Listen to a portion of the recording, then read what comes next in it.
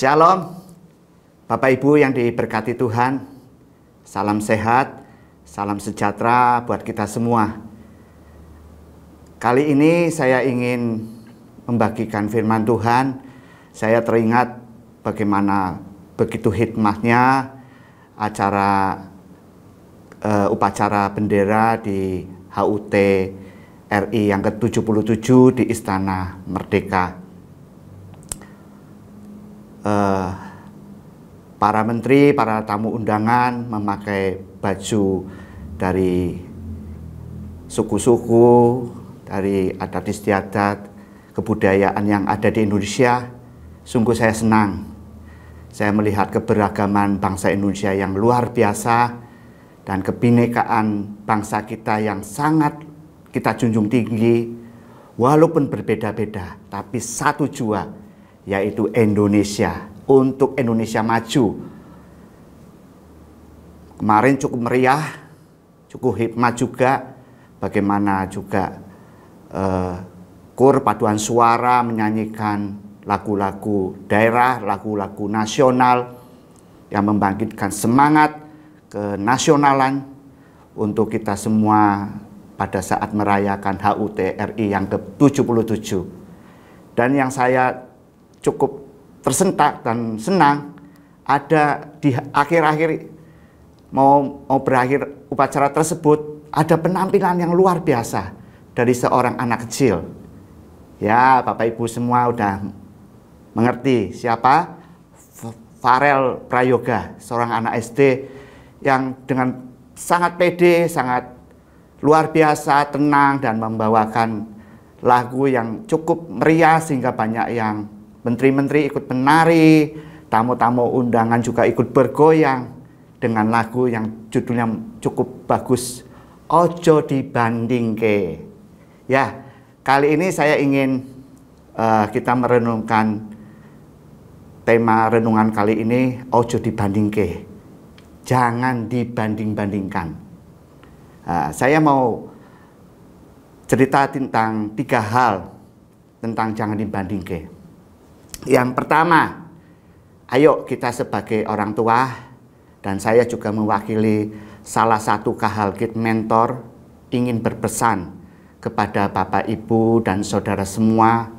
Ayo yang pertama, jangan membanding-bandingkan putra-putri kita semua, mungkin dengan kakaknya, dengan prestasi adiknya, dengan teman-temannya, saudaranya, tetangganya. Intinya jangan dibanding-bandingkan. Semua anak punya talenta masing-masing, istimewa di mata Tuhan. Biarlah kita jangan merusak jati dirinya anak tersebut dengan membanding-bandingkan. Mereka bisa sedih ketika dibandingkan dengan adik atau kakaknya. Mereka bisa rusak pribadinya, membekas, ada luka. Oh, aku nggak seperti kakakku, tidak seperti adikku, karena ucapan dari orang tua yang membanding-bandingkan tersebut. Dan yang kedua juga bisa membuat anak itu marah, dendam. Yuk kita baca Alkitab di Kolose 3 ayat 21. Tuhan telah berpesan kepada kita sebagai orang tua. Demikian bunyi firman Tuhan. Hai bapak-bapak, tentunya ini juga ibu-ibu, janganlah sakiti hati anakmu, supaya jangan tawar hatinya. Bapak Ibu, berhenti membanding-bandingkan anak kita, putra-putri kita. Mari kita fokus kepada hal-hal yang bisa dikembangkan dari diri anak tersebut. Kalau ibu melihat potensi, ayo kita bimbing supaya potensi anak tersebut lebih berkembang. Jangan dibanding-bandingkan. Ini bahaya Bapak Ibu. Kalau kita mengunggul-unggulkan, mereka bisa menjadi anak yang sombong, tinggi hati. Wah, aku luar biasa di mata orang tuanya. Ini bisa merendahkan teman-temannya, saudara-saudara yang lainnya. Dan kalau perbandingan itu yang negatif, menjadi diri juga rusak jati dirinya. Yuk kita sama-sama sebagai orang tua stop untuk membandingkan putra-putri Bapak Ibu semua dengan adiknya, kakaknya, saudaranya, tetangganya, teman sekolahnya, apapun jangan dibanding-bandingkan anak-anak kita. Mereka istimewa di hadapan Tuhan. Bukankah Tuhan Yesus berkata, mereka berharga dan mulia di pandangan mata Tuhan. Jadi kita mau perkatakan, afirmasikan perkataan Tuhan Yesus saja.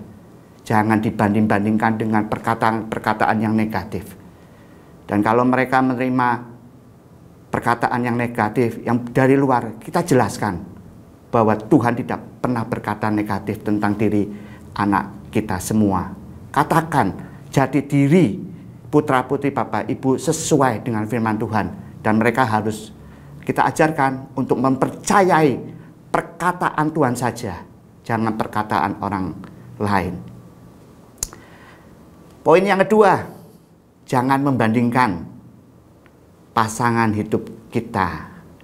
Kalau suami, yuk stop, jangan membandingkan istri kita dengan orang-orang lain. Kalau dia istri, yuk stop, jangan membandingkan suami kita dengan orang-orang lain.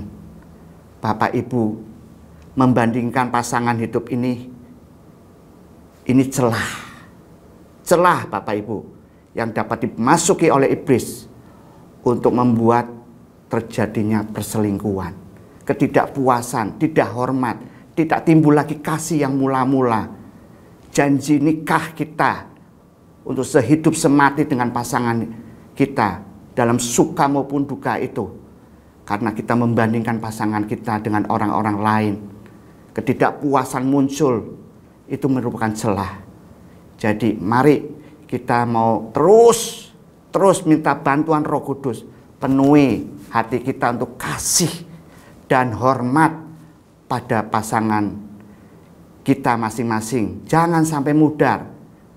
Dan ingat, kalau celah itu dibuka, maka akan ada kutuk. Yuk kita baca Amsal 5 ayat 18.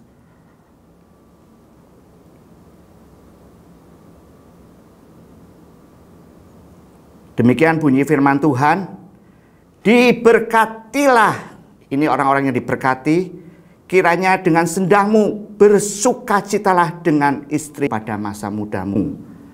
Kalau sebagai istri, dengan suamimu pada masa mudamu. Ini kunci kita diberkati. Sendang kita, kehidupan rumah tangga kita diberkati karena kita bersukacita dengan pasangan hidup kita yang sudah Tuhan pertemukan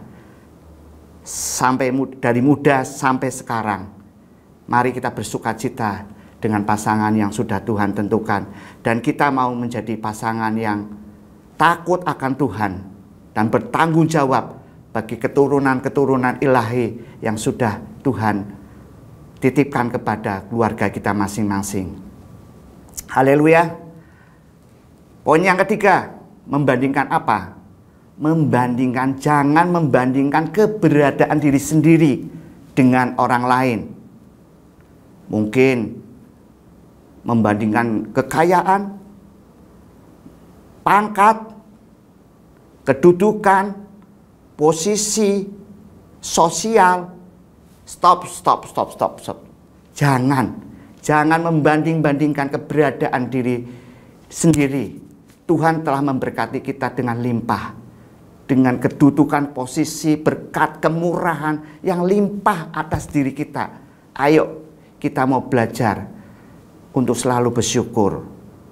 Kalau kita bersyukur, maka tidak ada iri hati ketika melihat orang-orang yang diberkati lebih daripada kita. Karena kita tahu Tuhan itu adil, Tuhan itu sayang kepada semua orang. Jadi kita patut bersyukur. Dan kalau kita punya posisi, kekayaan sosial lebih tinggi pun, kita ingat semua itu adalah berkat Tuhan. Jadi kita tidak beri tempat untuk menjadi sombong, menjadi wah aku nomor satu dibandingkan orang lain. Itu Tuhan tidak suka loh Bapak Ibu semua. Yuk mari kita baca Galatia 6 ayat yang keempat. Demikian bunyi firman Tuhan. Baiklah tiap-tiap orang menguji pekerjaannya sendiri, maka ia boleh bermegah melihat keadaannya sendiri dan bukan melihat keadaan orang lain. Mari, 3 poin ini sangat penting, dan nanti Bapak Ibu bisa menggali lagi apa sih yang tidak perlu dibanding-banding. Karena kita semua adalah umat pilihan Allah yang dipanggil untuk menjadi berkat dan terus menjadi garam dan terang bagi dunia ini yang seringkali membanding-bandingkan. Ingat, ojo dibandingke. Tuhan Yesus memberkati kita semua.